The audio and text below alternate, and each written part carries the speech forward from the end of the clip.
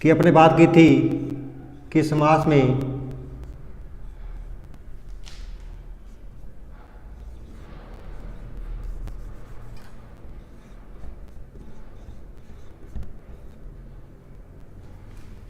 जब बात की थी तो बात की थी अपने, एक होता है दोस्तों पूर्व पद और एक होता है उत्तर पद।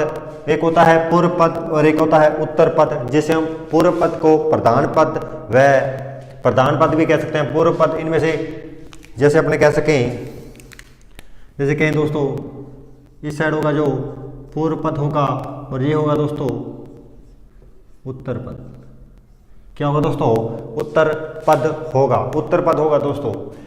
पूर्व पद प्रधान हो सकता है, उत्तर पद प्रधान हो सकता है। ये निश्चित नहीं है दोस्तों कि कौन सा पद प्रधान होगा, ये निश्चित नहीं है कि हमेशा यही प्रधान रहेगा या यही प्रधान रहेगा। इसमें कभी प्रथम पद प्रधान होगा या पूर्व पद प्रधान होगा या कभी उत्तर पद प्रधान होगा। इसको इसी के अनुसार बांटा गया है दोस्तों। तो इसमें अपने पूर्व प्रधान की बात करें, प्रधान यानी जो क्रिया है उसके ऊपर किसकी प्रधानता है, किसकी, पूर्व पद की या उत्तर पद की। दूसरा पद है गौण। गौण का जो अस्तित्व है वो प्रधान पद के अनुसार ही पता चलेगा, किस वाक्य में प्रधान पद का क्या अस्तित्व, गौण पद का क्या अस्तित्व है। तो बात करते हैं अपने पहले इसके प्रथम अव्ययीभाव समास के बारे में। प्रथम भेद अव्ययीभाव समास,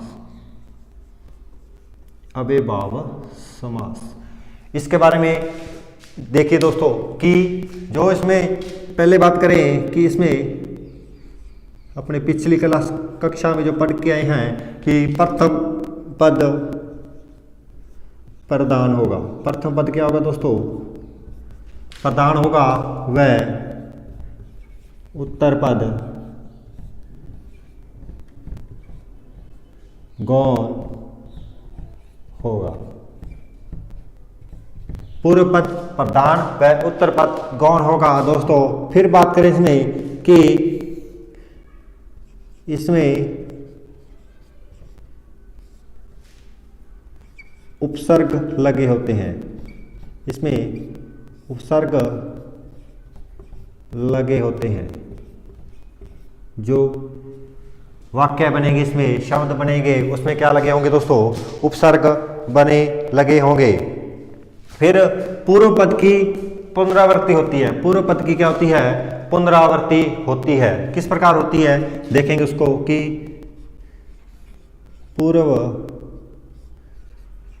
पद की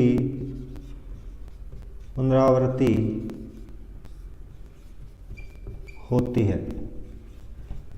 पूर्व पद की पुनरावृत्ति होती है। अब इसको देखेंगे दोस्तों अपने, अब इसको दोहराते हैं, इसको दोहराएंगे दोस्तों अपने, देखेंगे कि किस प्रकार पुनरावृत्ति हो रही है उसको देखेंगे दोस्तों। इसके अपने अब समझते हैं दोस्तों उदाहरणों से, अपने उदाहरणों से इसको समझेंगे, उदाहरणों से इसको देखते हैं दोस्तों कि किस प्रकार जो बात कर रहा है वो क्या वास्तव में सही है। इसमें क्या है? प्रथम पद प्रधान होगा, उत्तर पद गौण होगा और प्रथम पद है जो उपसर्ग के रूप में लगा हुआ था। प्रथम पद किसके रूप में होगा? उपसर्ग के रूप में होगा। ये आपने अगर कभी दोस्तों उपसर्ग पढ़े हुए हैं तो उसमें आपने यह शब्द जरूर देखा होगा, यथा संभव या यथानुसार। यानी लगभग अगर अपने बात करें किसी भी YouTube चैनल की बात मान लो या किसी भी कोचिंग सेंटर में, तो इस प्रकार के जो सरल वाक्य हैं, यथा संभव, इस प्रकार के जो शब्द हैं आपके सामने जरूर पेश होंगे कि यथा संभव, यथानुसार, यथा ये, यथा वो या कथानुसार, इस प्रकार के जो शब्द हैं ये करवाए जाते हैं और अपने इसी तक ही रह जाते हैं, ना कि हमें उसमें समझा जाता है कि किस प्रकार इसमें अव्ययीभाव समास होता है। अव्ययीभाव का मतलब होता है कि अवयव यानी जिनका लिंग वचन नहीं परिवर्तित हो सकता,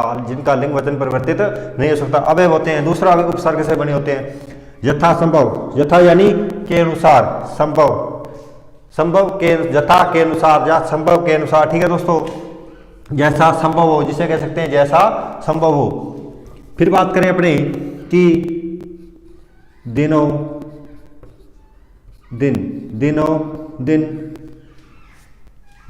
दिन, इसे कह सकते हैं दिन ही दिन में, दिन ही दिन में, दिन ही दिन, दिनों दिन, दिन ही दिन, दिन ही दिन कह सकते हैं, दिनों ही दिन में, या कह सकते हैं रातों रात, रातों रात, रात ही रात में। फिर अगर अपने इंपॉर्टेंट देखें दोस्तों, इसमें इंपॉर्टेंट देखें कि कौन से इंपॉर्टेंट होते हैं, जिस प्रकार के वाक्य कभी नहीं करवाए जाते उनको देखते हैं। देखिए अगर मैं कहूं कि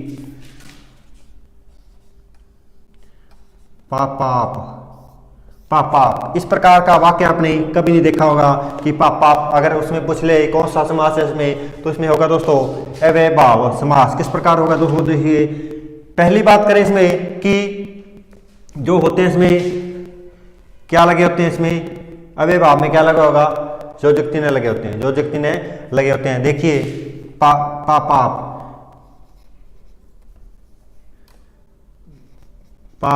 है पाप, पाप है पाप, इस प्रकार के जो वाक्य होते हैं दोस्तों किस में चले जाते हैं, किस में चले जाते हैं, अव्ययभाव में चले जाते हैं। फिर बात करें कथा अनुसार, कथा के अनुसार, कथा के अनुसार, ठीक है दोस्तों।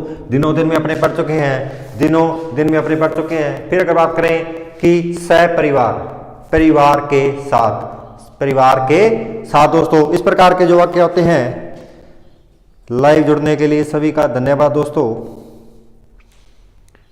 सभी को गुड मॉर्निंग। लाइव जुड़ने के लिए सभी का धन्यवाद, वेरी गुड मॉर्निंग जी। तो अपने बात कर रहे थे सहपरिवार, परिवार के साथ। अगर मैं बात करूं धैर्य पूर्वक, यानी धैर्य के साथ, धैर्य के साथ दोस्तों, निडर, बिना डर के, इस प्रकार के जो वाक्य होते हैं किस में चले जाते हैं दोस्तों, किस में चले जाते हैं, अव्ययभाव समास में चले जाते हैं। तो आगे अपनी बात करते हैं दोस्तों, आगे बात करते हैं तत्पुरुष समास के बारे में, तत्पुरुष समास के बारे में।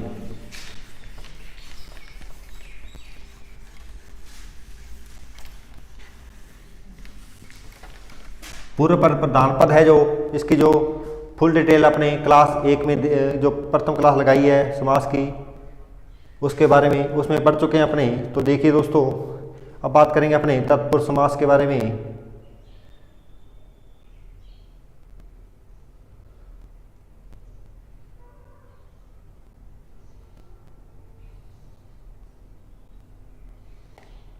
तत्पुरुष समास के बारे में अपने पढ़ेंगे अब।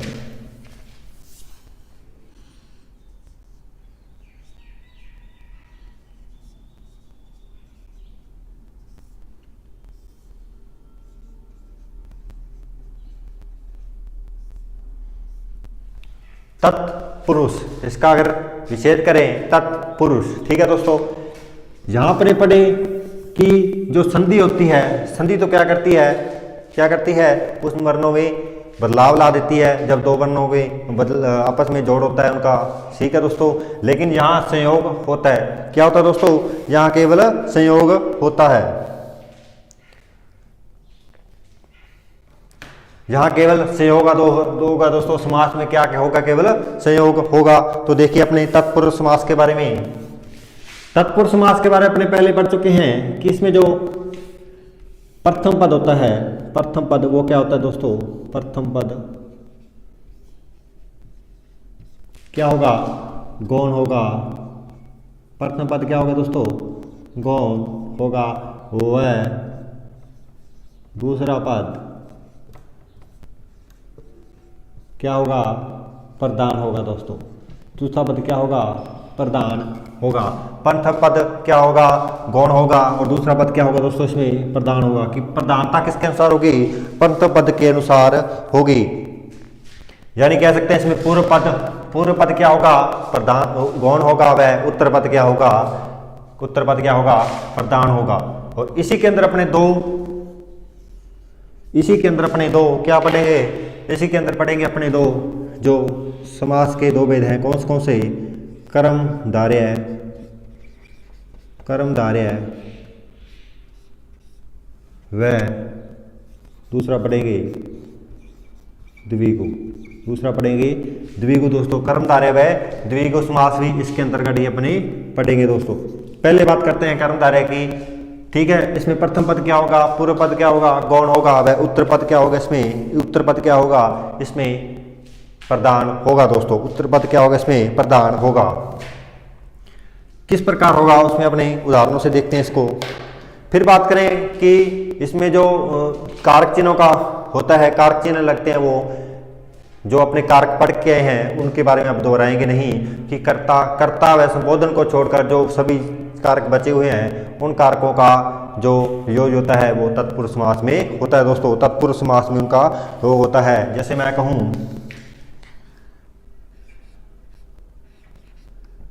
अभी इसमें बात करें दोस्तों,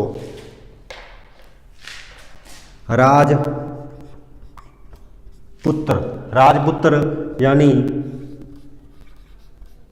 राजा का पुत्र, राजा का पुत्र दोस्तों। रानी महल कह सकते हैं, रानी का महल या रानी के लिए महल, रानी का महल या रानी के लिए महल दोस्तों। फिर बात करें रसोई घर, रसोई घर, रसोई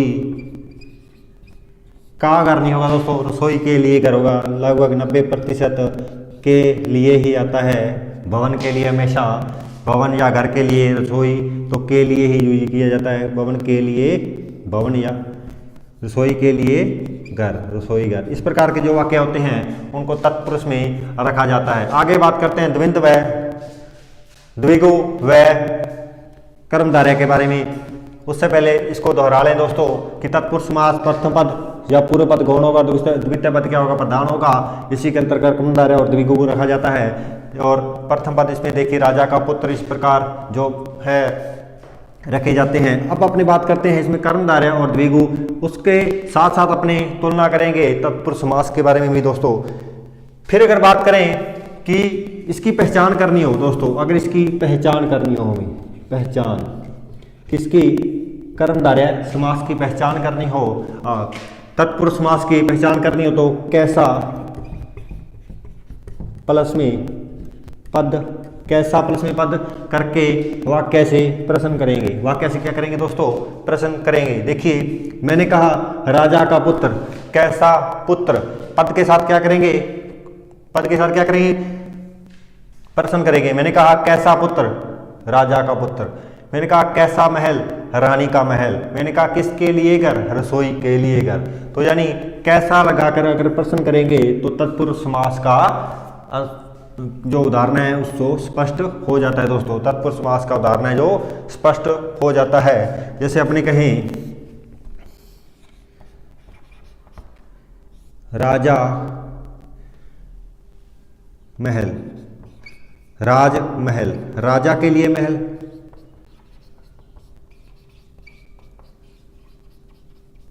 राजा के लिए महल। ठीक है दोस्तों, राजा के लिए महल। इस प्रकार के जो वाक्य होते हैं किस में चले जाते हैं, तत्पुरुष में चले जाते हैं। फिर अगर अपने बात करें कि देश भक्ति, देश के लिए भक्ति, देश के लिए भक्ति, इस प्रकार के जो वाक्य होंगे वो तत्पुरुष में रखे जाएंगे। आगे अपनी बात करते हैं दोस्तों, आगे बात करते हैं अपने इसमें तत्पुरुष समास में कर्मधारय व द्विगु को और तीनों की अपनी तुलना लेके साथ में चलेंगे दोस्तों। अगर आवाज़ वगैरह सही आ रही हो दोस्तों तो कमेंट सेक्शन में अपनी राय जरूर देवें। देखिए दोस्तों यहां अपने बात करेंगे तत्पुरुष की,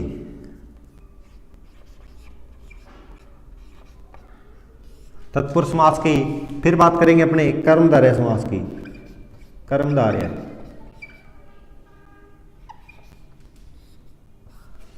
फिर बात करेंगे अपने द्विगु की। तीनों की तुलना लेके अपने साथ में चलेंगे दोस्तों, तीनों की तुलना करेंगे।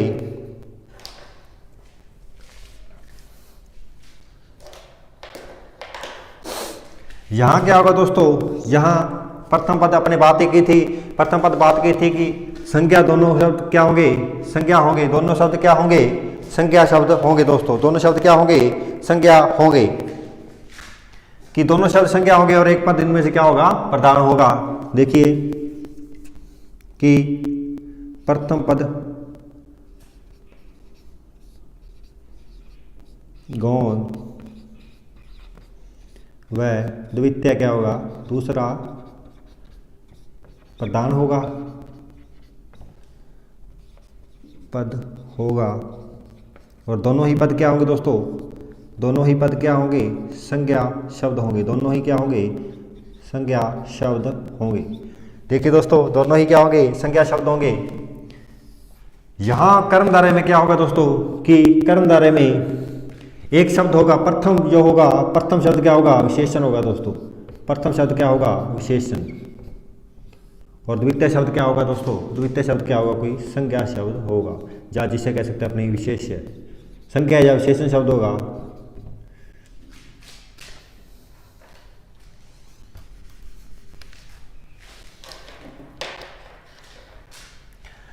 देखिए दोस्तों, प्रथम पद क्या होगा? विशेषण होगा, और दूसरा क्या होगा? विशेष्य होगा। जिस विशेष्य यानी जिसकी विशेषता बताई जा रही है दोस्तों। विशेष्य कौन होता है? विशेषण अपने करते हैं, एक तो होता है विशेषण, दूसरा होता है विशेष्य। विशेषण तो एक विशेषता जो विशेषता बताई जा रही है उसे विशेषण कहते हैं। लेकिन विशेष्य क्या होता है? जिसकी विशेषता बताई जा रही है, यानी जिसकी यानी संज्ञा या सर्वनाम पद जहाँ पे होगा, जिसे कह सकते हैं अपने संज्ञा या सर्वनाम पद, जिसकी विशेषता बताई जाएगी दोस्तों। संज्ञा या सर्वनाम की विशेषता बताई जाएगी। इसमें गुणवाचक विशेषण जो होता है उसका प्रयोग किया जाता है कर्मधारय में। ठीक है दोस्तों, फिर करें द्विगु। फिर बात करते हैं द्विगु। द्विगु में क्या होगा दोस्तों? प्रथम पद क्या होगा? संख्यावाची होगा। प्रथम पद क्या होगा दोस्तों? संख्यावाची होगा। और दूसरा पद क्या होगा? संज्ञा या सर्वनाम होगा। संज्ञा या सर्वनाम होगा दोस्तों। संज्ञा या सर्वनाम पद होगा वो।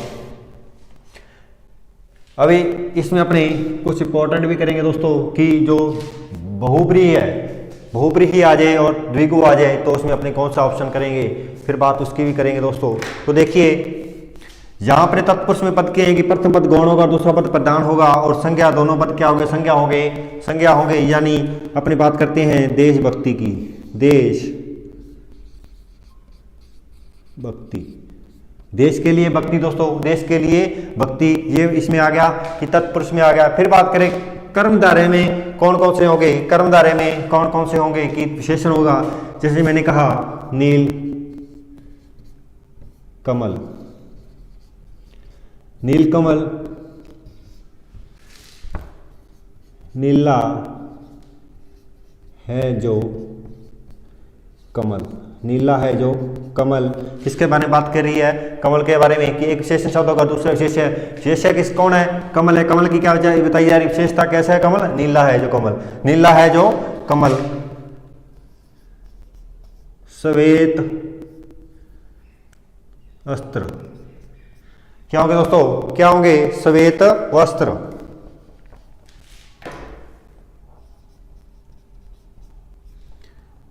श्वेत वस्त्र दोस्तों, यानी सफेद हैं जो वस्त्र, सफेद हैं जो वस्त्र।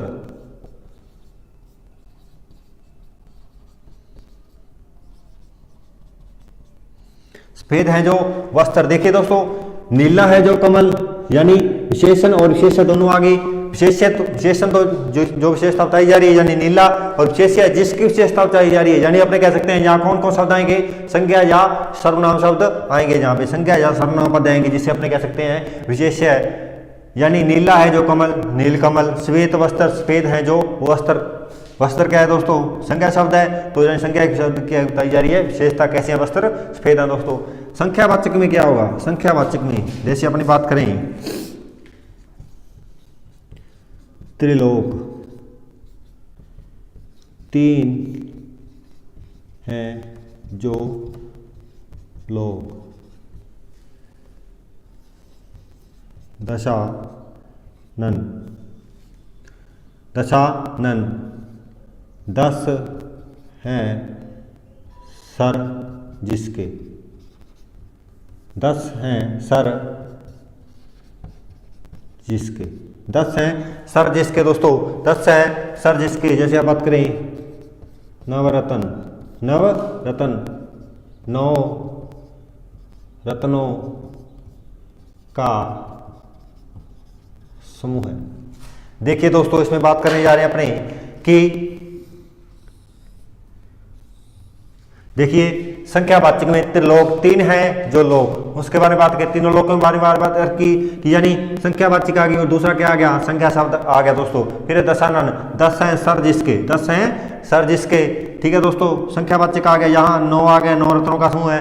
फिर अपने बात करें दशानन, दशानन, दशानन बहुब्रीही में भी आता है दोस्तों, बहुब्रीही में ही आता है। अगर बात करूं दशानन आपके ऑप्शन में आ गया कि दशानन किस में आ गया, तो अगर आपके बहुब्रीही ऑप्शन में है तो आप बहुब्रीही समास करोगे दोस्तों। उसके बारे में आगे अपने पढ़ेंगे कि दशानन है जो बहुब्रीही में आएगा। अगर उसमें द्विगु और बहुब्रीही दोनों दिए हुए हैं तो बहुब्रीही होगा। अगर बहुब्रीही समास नहीं दिया हुआ तो उसमें क्या सा होगा दोस्तों, द्विगु होगा, क्योंकि दशानन में भी 10 यानी संख्यावाचक की बात कर रहा है दोस्तों। और अगर इसमें बहुब्रीही आ गया तो यानी वो किसी तीसरे की बात करेगा, उसके बारे में भी अपनी बात करेंगे दोस्तों। तो यहाँ तक आपके समझ में आ गया होगा कि तत्पुरुष समास में अपने कहा था कि कर्मधारय और द्विगु के बारे में बात करेंगे, कर्मधारय और द्विगु के बारे में बात करेंगे। कर्मधारय में बात तत्पुरुष में बात की कि प्रथम पद गौण होगा, द्वितीय पद क्या होगा, प्रधान होगा। देखिए दोस्तों, इसके उदाहरणों के बारे में देखा। फिर अपने बात की कर्मधारय के बारे में, पहला शब्द पूर्व पद क्या होगा, विशेषण होगा, उत्तर पद क्या होगा, विशेष्य होगा। नीलकमल, नीला है जो कमल, इसके बारे में बात कर ली अपनी। फिर बात करी द्विगु समास के बारे में कि संख्यावाचक और दूसरा क्या होगा, उत्तर पद क्या होगा, संज्ञा होगा। त्रिलोक यानी संख्यावाचक आ गया, पहले 10 संख्यावाचक का एक शब्द जिसमें आ जाए वो किस में चला जाएगा दोस्तों, द्विगु समास में चला जाएगा, द्विगु समास में वह चला जाएगा दोस्तों। तो आगे इसमें अगर बात करें दोस्तों कि तत्पुरुष समास में जो अपने कारक होते हैं दोस्तों, कारक होते हैं कौन कौन से, कर्म कारक, कर्ता कारक को छोड़कर, संबोधन कारक को छोड़कर जो सभी कारक बचे हुए हैं उनका प्रयोग किस में करते हैं, उनका प्रयोग हम 6 के 6 कारकों का प्रयोग तत्पुरुष समास में होता है दोस्तों, तत्पुरुष समास में होता है।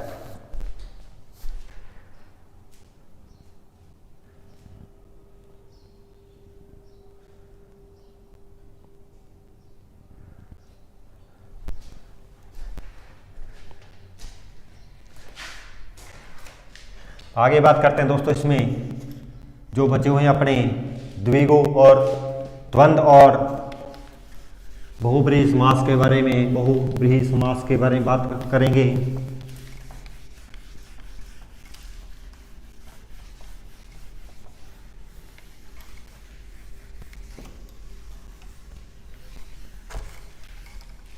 बहुब्रीही समास और द्वंद्व समास के बारे में भी बात करेंगे दोस्तों। अगर लाइव जुड़ने के लिए सभी का धन्यवाद दोस्तों, लाइव जुड़ने के लिए सभी का धन्यवाद।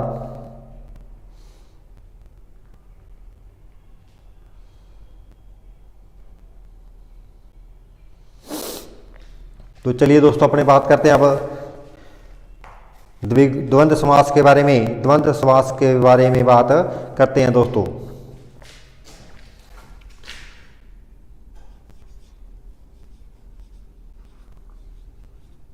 इसमें ट्रिक भी बताई जाएगी दोस्तों, आपको ट्रिक भी बताई जाएगी। द्वंद्व समास के बारे में बात करते हैं दोस्तों। बात की थी दोस्तों कि द्वंद्व पढ़ के हैं कि प्रथम पद भी क्या होगा दोस्तों, प्रधान होगा, वह द्वितीय पद भी क्या होगा, प्रधान होगा। यानी दोनों पद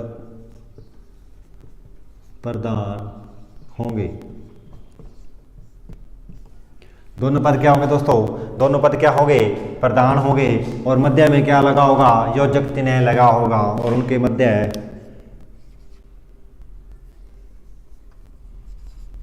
इनके मध्य योजक चिन्ह लगा होगा।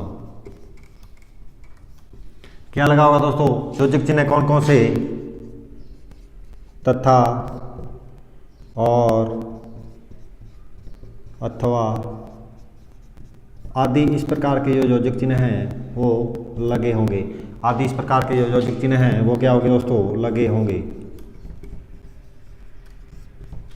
आदि इस प्रकार के योजक चिन्ह लगे होंगे, यानी पर दोनों पद प्रधान हो गए, दोनों प्रधान पदों के मध्य क्या लगा होगा, योजक चिन्ह लगा होगा। यानी और आदि अथवा या इस प्रकार के जो योजक चिन्ह होते हैं वो इसके अंतर्गत लगे होंगे दोस्तों, इसके अंदर वो लगे होंगे। तो इसमें अपने उदाहरण देखते हैं दोस्तों, उदाहरण देखते हैं अपने कि कौन कौन से इसके अंदर उदाहरण लिए जाते हैं। माता पिता, माता पिता यानी कह सकते हैं माता और पिता, माता और पिता दोस्तों। फिर बात करें भाई बहन, भाई और बहन, भाई और बहन, राम श्याम, राम व राम और श्याम, राम और श्याम। इस प्रकार के जो वाक्य होते हैं दोस्तों उनको किस में चला जाता है, किस में गिना जाता है, द्वंद्व में। फिर बात करें पाप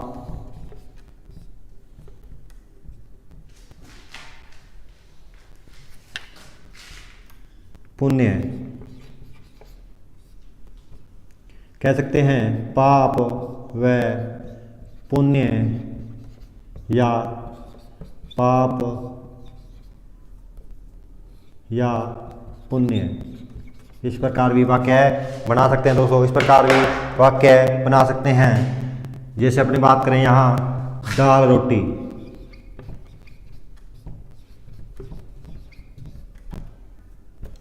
दाल रोटी, दाल रोटी आदि, रोटी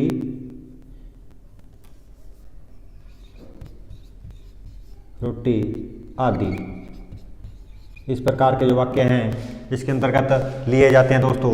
फिर बात करें कि अपने जो आपसे क्षमा चाहूँगा कि एक उदाहरण है जो अपने अव्यय भाव में कर चुके हैं लेकिन वो उसमें नहीं आएगा दोस्तों। अपनी बात करें पाप पाप, पाप पाप, पाप पाप, यानी ये इसमें आएगा जो जितने लगा होगा दोस्तों, पाप और अपाप, पाप है अपाप, इस प्रकार के जो वाक्य होते हैं, शब्द होते हैं वो इसमें आएगा। जैसे यही अपनी बात करें कि धर्मो धर्म, धर्मो धर्म किस में आएगा, धर्म और अधर्म, धर्म व धर्म और अधर्म, इस प्रकार के जो वाक्य होते हैं दोस्तों, इस प्रकार के जो वाक्य आपको देखने में कम मिलेंगे। जैसे लाभ हानि, लाभ हानि के बारे में बात करें, लाभ व हानि, लाभ और हानि, लाभ या हानि, इस प्रकार के जो वाक्य होते हैं वो द्वंद्व समास में होते हैं। यानी दोनों पद क्या होते हैं दोस्तों, इसमें दोनों पद क्या होते हैं, प्रधान होते हैं और दोनों पदों के मध्य क्या लगा होता है, योजक चिन्ह लगा होता है दोस्तों, योजक चिन्ह लगा होता है। तो ये हुआ हमारा दोस्तों द्वंद्व समास। आगे बात करते हैं अपने बहुब्रीहि समास के बारे में, आगे बात करेंगे बहुब्रीहि समास के बारे में।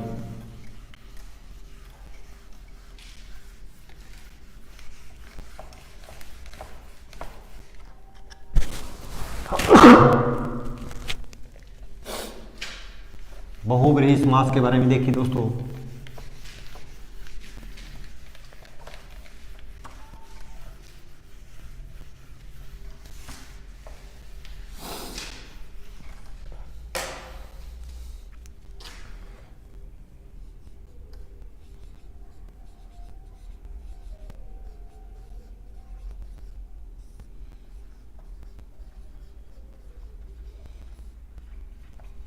बहुब्रीहि समास दोस्तों, बहुब्रीहि समास, अगर पीछे आपने द्वंद्व करके हैं दोस्तों, द्वंद्व करके आए हैं। द्वंद्व समास में तो अगर इसकी ट्रिक बात करें द्वंद्व की, तो यानी द्वंद्व दोनों द है, दोनों की तरफ क्या है दोस्तों, द है, यानी द यानी दोनों पद क्या होंगे, प्रधान होंगे, दोनों पद क्या होंगे, प्रधान होंगे। द दोनों तरफ द है, यानी दोनों पद क्या है दोस्तों, प्रधान है।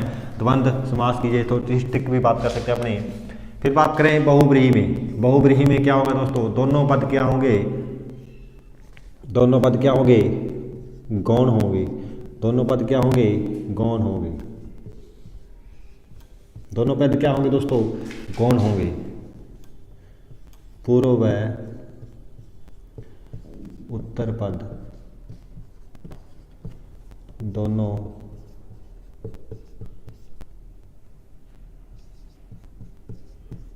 गौण पद होंगे।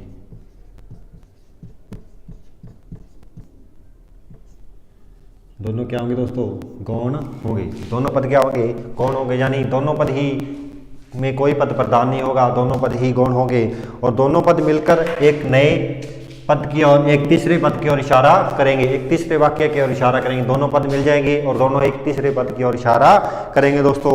तो उसके बारे में देखिए दोस्तों, उदाहरण में जैसे अपने पीछे पढ़ के हैं दशानन,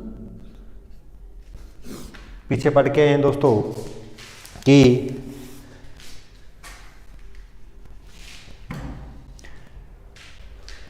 सभी का लाइव जुड़ने के लिए बहुत बहुत धन्यवाद। क्लास को शेयर कर दीजिए। दशानन यानी दशानन, अगर बात करें दशानन सीधा तो बहुब्रीहि समास अगर उसमें ऑप्शन में है तो ये बहुब्रीहि में जाएगा, नहीं तो किस में जाएगा दोस्तों, ये द्विगु में चला जाएगा। तो बात करते हैं दशानन में, 10 हैं सिर जिसके,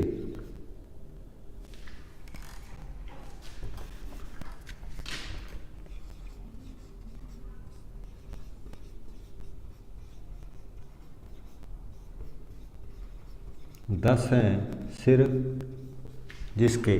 फिर बात करें दशानन की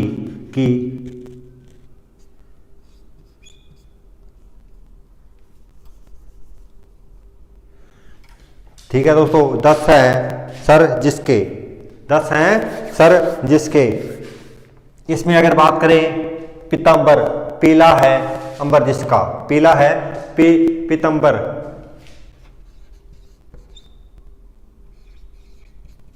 पीतांबर दोस्तों, पीतांबर यानी पीले हैं वस्त्र जिसके, पीले हैं वस्त्र जिसके, यानी वो किसको कहेंगे, कृष्ण जी को, कृष्ण जी को। यहां बात करी थी दशानन, 10 है सर जिसके, यानी किसकी ओर इशारा कर रहा है, रावण की ओर इशारा हो रहा है, किसी तीसरे शब्द की ओर इशारा हो रहा है। पीतांबर पीले हैं वस्त्र जिसके, पीतांबर पीले हैं वस्त्र जिसके।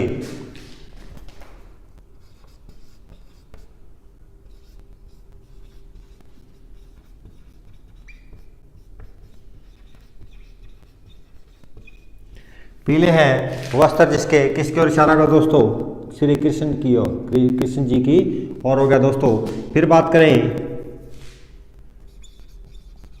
चक्रधारी, चक्रधारी, चक्र है धारण जिसके, चक्र है धारण जिसके, तो किसको कहेंगे दोस्तों, भगवान किसको, विष्णु को। चक्र है धारी जिसके। ठीक है दोस्तों, इस प्रकार के जो वाक्य हैं, यानी दोनों पद गौण होंगे, किसी तीसरे पद की ओर क्या होगा दोस्तों, इशारा होगा, किसी तीसरे पद की ओर इशारा होगा,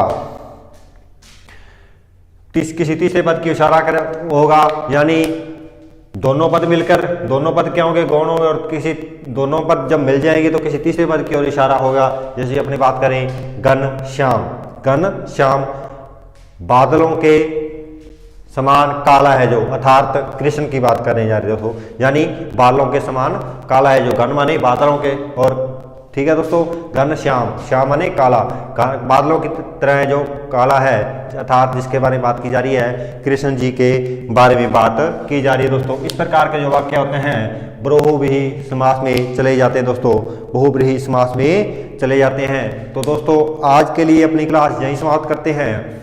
अगर क्लास आपको अच्छी लगी हो तो अपने दोस्तों के साथ क्लास को शेयर करें, क्लास को लाइक करें और चैनल को सब्सक्राइब करें दोस्तों। तो इस प्रकार आपके सामने क्लास और भी लाते रहेंगे। अपने दोस्तों के साथ इस क्लास को जरूर शेयर किया करें और लाइव जल्दी ज़्यादा से ज़्यादा जुड़ जाया करें। इसी प्रकार हमारा भी हौसला बना रहेगा दोस्तों। तो आज के लिए इतना ही। अगर क्लास अच्छी लगी हो तो अपने चैनल को सब्सक्राइब करके जरूर जाएं। धन्यवाद। जय हिंद।